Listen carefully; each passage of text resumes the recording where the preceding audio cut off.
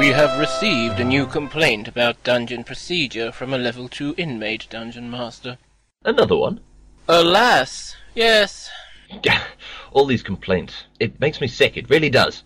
They never realise how good they have it, do they? Oh, indeed not, Dungeon Master. They don't realise how clean the leaks in the cavern ceilings are on level 2. Or how rich in protein the mould that grows on their food can be. Quite. What's the whinging layabout's name? Testicles, Dungeon Master. I beg your pardon? Testicles. That's his name, Dungeon Master. Testicles? Testicles, Dungeon Master. Well, he is an ancient Greek, you see. An ancient Greek? An ancient Greek in a medieval dungeon? Indeed. And he feels most bitter about colours. About what? Colours, Dungeon Master. He feels that the other prisoners are given preferential treatment, while minorities such as himself are ignorantly overlooked. Oh, I see. You mean racism. He feels we mistreat him because of the Mediterranean tones of his skin. No, Dungeon Master. Oh. Well, what's his problem, then? His problem is multifaceted, but is grounded in an objection to the symbol of the powers that be.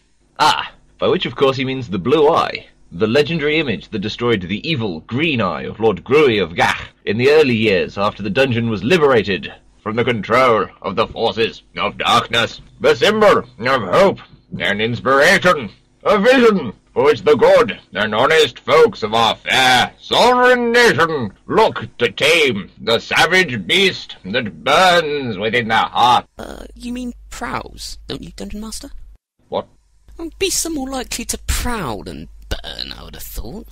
Otherwise they'd be screaming in pain all the time, and they would scare off their prey before they could leap on them. I'll be quiet now. The vision. But I've come to think of it, hearts aren't really where beasts prowl either. Surely a moor or a wilderness or jungle, but not a... Bernard! The vision to which the good and honest folk of our fair sovereign nation look to tame the savage beast that prowls in the metaphorical landscape of their hearts. The blue eye, yes. And what exactly does testicles find so offensive? The fact that it is blue, Dungeon Master. I'm trying very hard to understand this point. Ancient Greece has no word for blue, Dungeon Master. It is a source of enormous deprivation and confusion for testicles. In Greece, they used the word bronze to cover many colours, including the one we call blue. Testicles feels very left out when he hears people talking about the glory of the blue eye, and hears poems about staring into the hypnotic blue eyes of a beautiful princess. Deeply depressing to hear about the rich blueness of the sea, when all you can see is the bronzeness of it, and hearing about the pale blue of a summer sky. Leaves him feeling blue. Feeling bronze. It's got him singing the bronzes. Bernard, either shut up or sling your hook. Hordriss, I don't run ancient Greece. I can't control what words they use there. What does testicles want me to do about it? Well, perhaps you can offer a modicum of influence. How? You are a skilled and most gifted politician, Dungeon Master. A campaigner of some sophistication and experience, if one might venture to suggest. Well, yes, you might. What does that have to do with this? Well, Greece is the original cradle of democracy. Where better for a high-caliber statesman to demonstrate his rhetorical craft and eloquent prowess?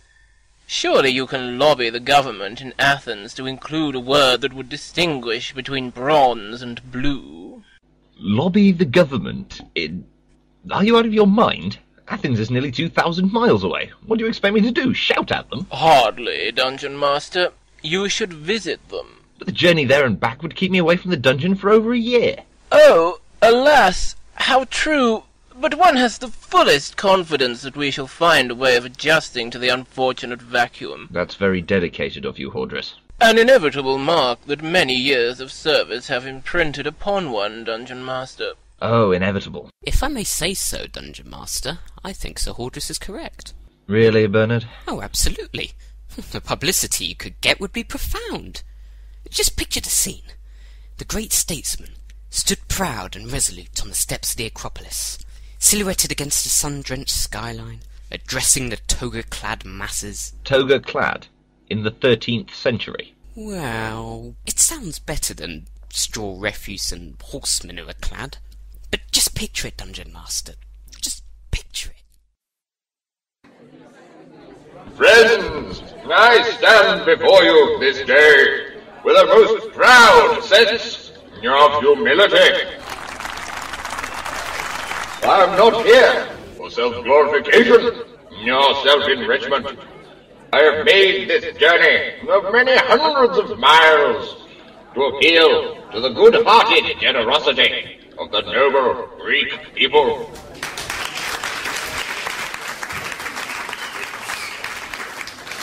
In this world of so many colors and so many more words, give me a name for a color, and I can give you many names.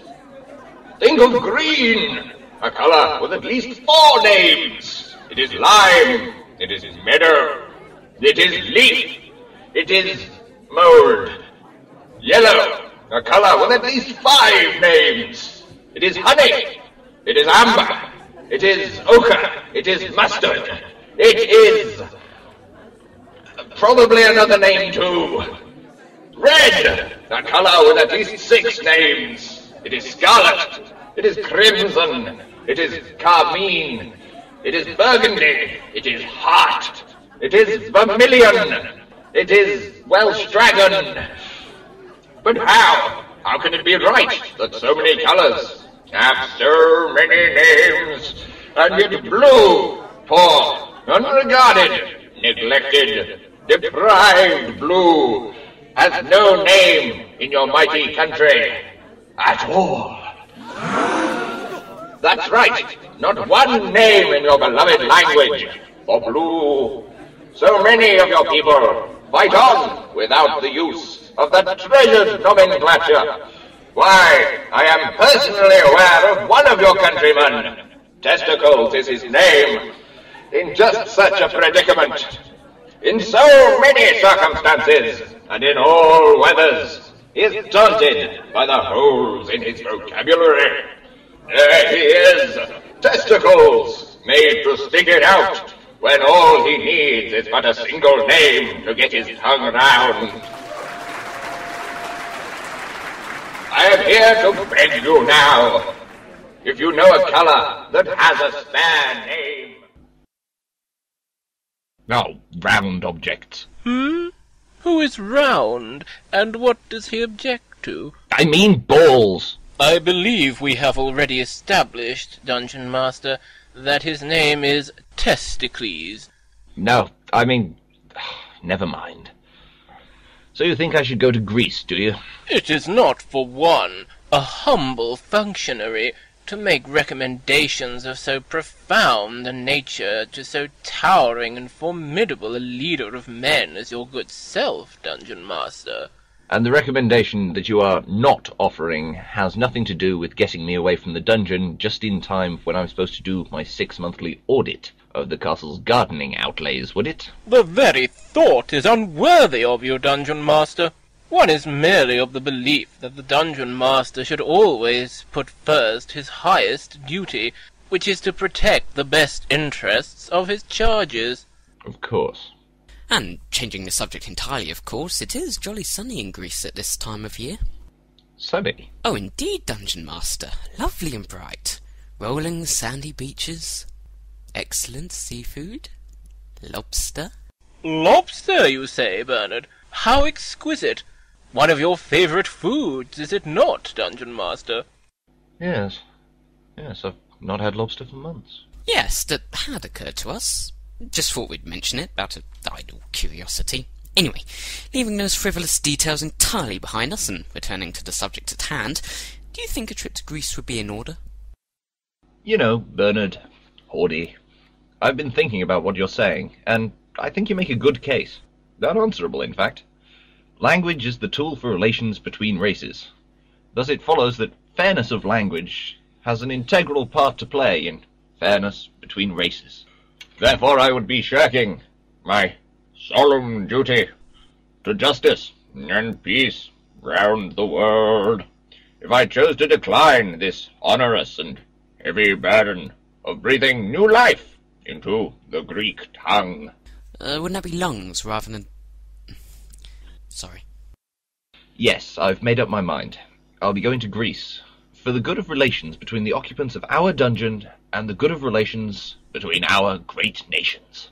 And for the good flavour of nicely barbecued lobster. Yes, and for the good flavour, which has nothing to do with it! I'm going for the good of mankind, Hordriss. Make the arrangements, will you, Bernard? Yes, Dungeon Master.